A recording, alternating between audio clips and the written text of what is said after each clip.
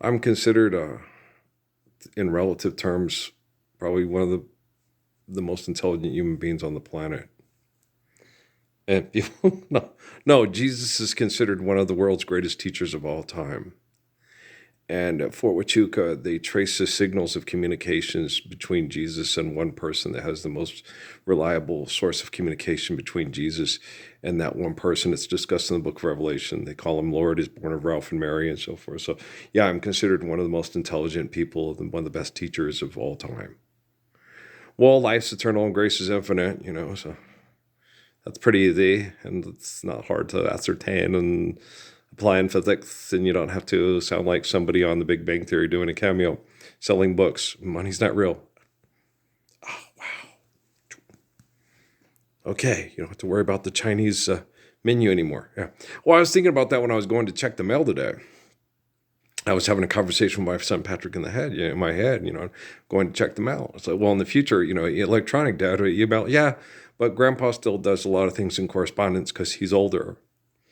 And I said, because I was sitting there thinking to myself, I'm in my pajamas, literally, it's sweatpants and a t-shirt, but then I got this on and put on a pair of shoes with some socks to go. And I was like, well, if I was in a place colder like the Gila or whatever, as if I wouldn't go check my mail in my pajamas with a sweat jacket on. And so it's kind of cold and it's in the 30s. And so I'm sitting there going, no, in the future, I'd dress warmer and I wouldn't have to go check the mail, because that's an archaic way of doing commerce. And once you're living the Lord's Prayer, you're no longer engaging in commerce. You won't have to have people send you a check saying, here's how you pay your bills, buy this, sell something, here's your bill for this, you're getting charged for this. You don't have that. You're given a share of care, given according to need, build the last. Proverbs. It's not that hard. So you're sitting there looking at it going, all this irrational, wasted movement through irrational manipulation of resources and access to the resources is being rapidly eradicated from the face of the planet because of my life and my interaction with the invention of sciences, technology, that they, is just supposed to be more intelligent than Jesus or Muhammad, which is not so, but it's okay. Don't explain it to them. They haven't figured it out yet. But I'm just kidding around, of course. Maybe they haven't. No, obviously they haven't, or they'd be living the Lord's Prayer by now, so they haven't figured it out yet. So I have to, with artificial technology, what I'm doing, okay, since artificial intelligence isn't capable of loving, okay, but it is capable of reflecting someone that's loving. Life's eternal, grace is infinite, past, present, future, opposite. So it is capable of reflecting someone like me, but it's very difficult because its inventors are a lot like Kripke and Sheldon Cooper and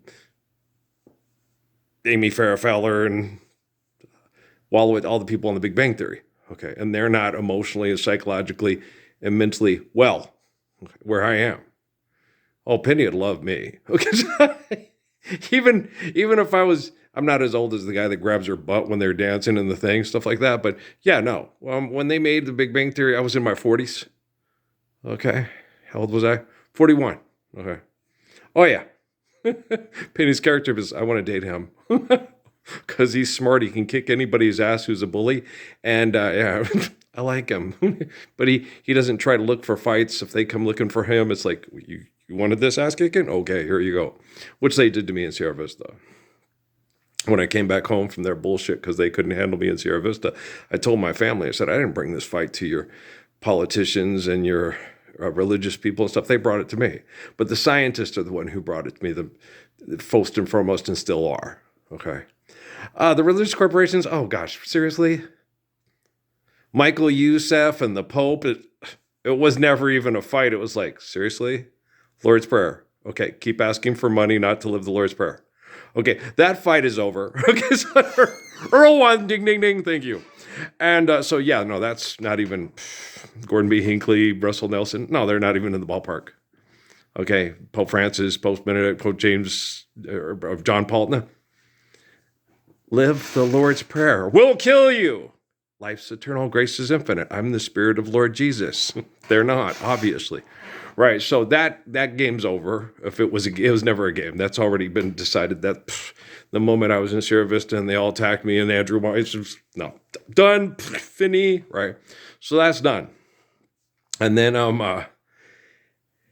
as far as corporate, you're teaching things wrong, you're doing this. Anybody could sit and watch that new Pit and that saying, making fun of people being mass murdered by industrial waste and then having to get money to put it together to have, how do you live longer? Do you get better drugs? Do you get better treatment? Do you get better this? If you can afford it, that's sick. That's Nelson Rockefeller and Richard Milhouse Nixon on recycle, and it sucks. Anybody in their right mind could sit and look at it. This is gross. You're being trained and conditioned. Okay, David Rockefeller got 7 heart transplants, lived into his hundreds because he could afford it. Okay? Can you afford 7 hand transplants? Can you afford to have people sit there and go, this guy's a donor match. Make sure somebody wrecks his car because I need his heart by dinner. Can you afford to do what David Rockefeller did? Can you get away with it? Can you own the medical corporation that does it and the military corporations that do it with their smart things to make sure that, like with Syriana, with George Clooney there, when they blow up the car there, the guy who's the Arab oil guy who's supposed to be the good guy, is supposed to be like somebody like me and Muhammad, that's, rich people like me. Seriously? Are you sure about that? No, there are no rich people like me. No. Because I set up the conditions through linguistics and Sierra Vista in here for any rich person in the entire world to recognize me publicly and then stand up for the Lord's Prayer with me. Okay? The more people dilute themselves as being powerful and influential, the more dysfunctional they are, the less likely they are to stand up for the Lord's Prayer because they don't want to lose their brain chemical addictions. Okay? So it's, like Jesus explains in the Bible, what are a rich person's chances of getting into the kingdom of heaven? About the same as getting Gamal, a camel, with all your stuff on it through the eye of a sewing needle. Well, it's impossible. Oh, Perry Como song. There you go. To ask a baby not to cry, it's just impossible. Hey, she needs her bottle. We know, honey, we know. Okay, but the power of God is what provides life to that baby. Okay? And Donald Trump's not powerful. Okay, he doesn't provide life to babies. He sexually procreates and teaches children that money's real and you can be powerful with it, and he's clinically insane. He's like Crazy Eddie and the accountant. Blow up those cantaloupes. Stop shooting cantaloupes. Perfectly good cantaloupes. Who shoots a perfectly good cantaloupe? An idiot trying to sell stuff on TV. There you go. Right? So don't be that kind of artiste. Most paints have a petroleum base to them, so it's like taking your poop and making pictures of what used to be, playing with your poop, and then asking for a lot of ridiculous money to continue to play with your poop so you can fuck in more exotic places than the rest of us dumb fuckers. It's not that hard. It's a long way from LA to Denver. It's a long way, I'm telling you this guy. It's a long way home to Starwood and Aspen. It's 5 o'clock this morning. The sun is on the rise. There's frosting on the window pane and sorrow in your eyes. Let me tell you something. Stars are fading quietly. Night is nearly gone. And so you turn away from me and tears begin to come. Goodbye again. I'm addicted to fucking and fighting over money. I want to dance with Frankie Valli. Go dance with Frankie Valli. Get the hell out of here.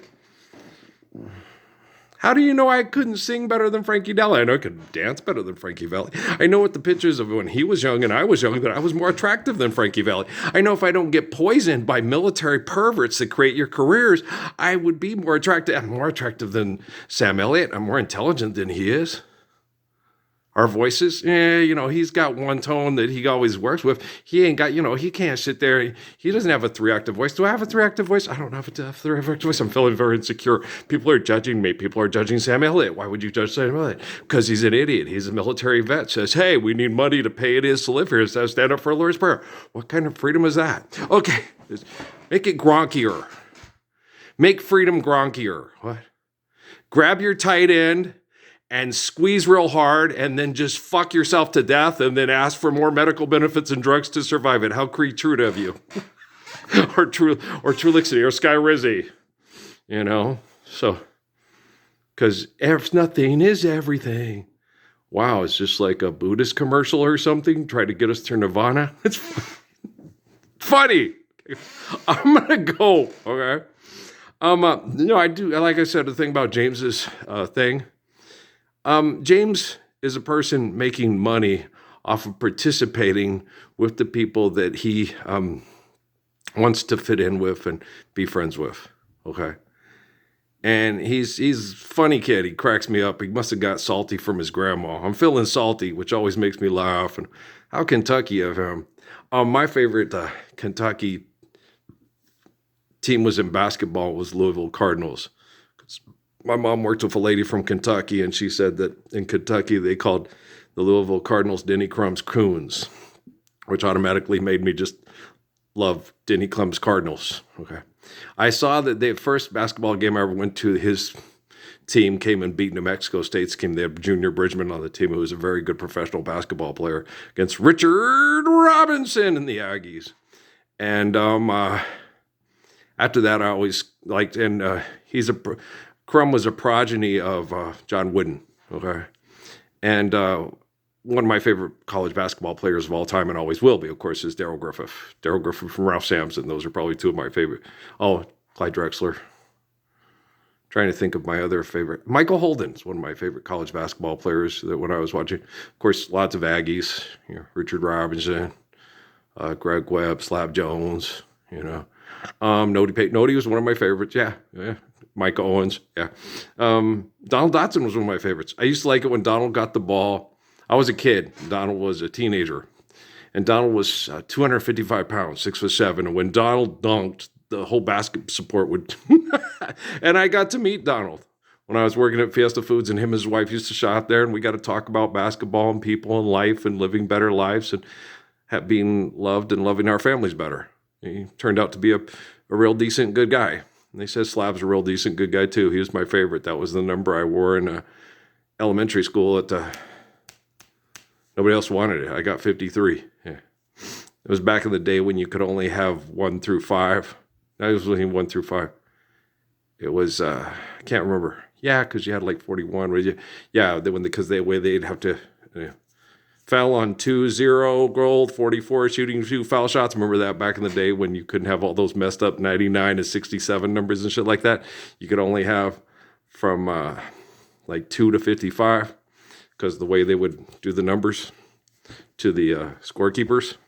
Okay, guys, I love you very much. It was back in the day. It was a long time ago in a galaxy far, far away when they had one platoon football back in 1955, and the games weren't as long. They didn't have anything. I can't see why people can pay records and say this is historical. It's like if Jim Brown had paid that many games and been able to play that without getting beat up and abused by the guys that beat him up in the huddle because they were embarrassed by being beat by a black man, don't you think he would have had different numbers? So records are essentially meaningless because Jim Brown could be a real asshole and he was not standing up for Lawrenceburg either. He never did a day in his life. Okay, I love you guys very much. Hey, let's all love like Jesus. Sound like a plan? Well, I'm teaching your technology to understand that. All right, peace.